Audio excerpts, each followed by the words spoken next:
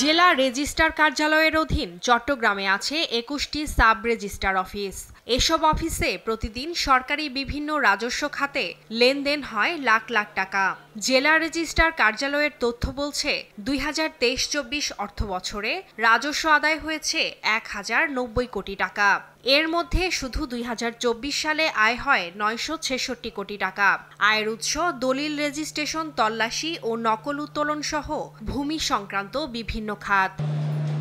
ভূমি সংক্রান্ত নানা সেবা পেতে সাব রেজিস্ট্রি অফিসে প্রতিদিন হয়রানির শিকার হন সেবা প্রার্থীরা। টাকা ছাড়া মেলে না গ্রাহক সেবা, পদে পদে গুনতে হয় ঘুষ। টাকা দিতে দিতে জায়গা জমি বিক্রি মানে হান্ডি পাতিল বিক্রি করার সময় হয়ে গেছে। আমি যে আমার কথাটা বলতে আসছি গ্রামগঞ্জে রাঙ্গুনিয়া থেকে আরো দূর দূরান্ত থেকে, এখানে প্রত্যেকটা কোর্টের বিচার কাজ এরা বিচারের থেকে বেশি।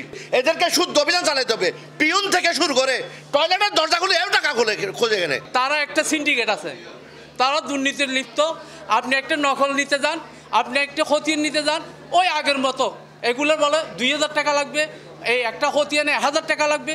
তারা যে সরকারি বেতনদারি স্টাফ, তারা আমাদের কাজ করবে, তো আমাদের কাজ করতে গিয়ে আমাদেরকে টাকা দিতে হবে কেন? পাওয়ার অফ অ্যাটর্নিটাকে ক্যান্সেল করেছিলাম রেজিস্টার দলিল মূলে। জেলা রেজিস্ট্রার প্লাস সাব রেজিস্ট্রার মিলি ওই লোকের পাওয়ার দিয়ে একাধিক দলিল করছে এবং হাইকোর্টের পর্যন্ত এটা রিট হয়েছে।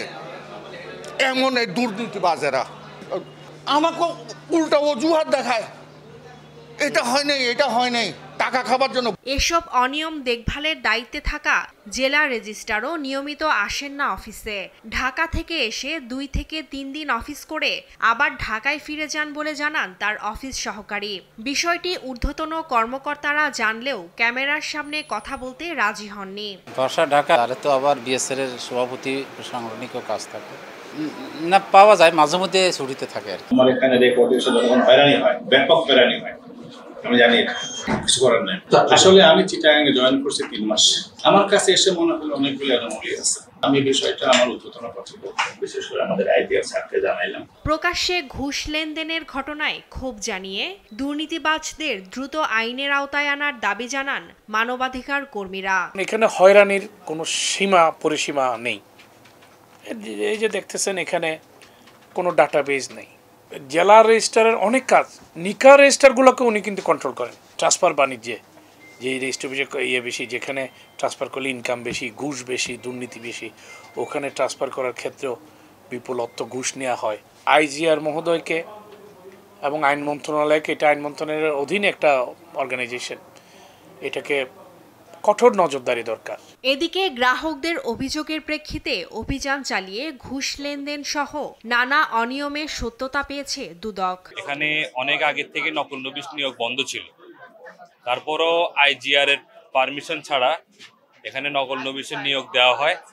কিছু কর্মচারীর বিরুদ্ধে অভিযোগ ছিল এখানে, তাদের আমরা ব্যক্তিগত নথি তলব করেছি এবং তাদের নামে কোনো ধরনের সম্পদ আছে কিনা সেটাও দুদক খতিয়ে দেখবে। সন্দ্বীপে আমরা 19 জন নকল নবিশ নিয়োগ দেওয়া হয়, সেটা নিয়ম অনুযায়ী হয় নাই। অনিয়ম দুর্নীতি বন্ধে সরকারের কঠোর পদক্ষেপের পাশাপাশি গ্রাহক সেবা নিশ্চিতে অনলাইন প্রক্রিয়া সহজীকরণের দাবি ভুক্তভোগীদের। নিউজ ডেস্ক, দেশ টিভি।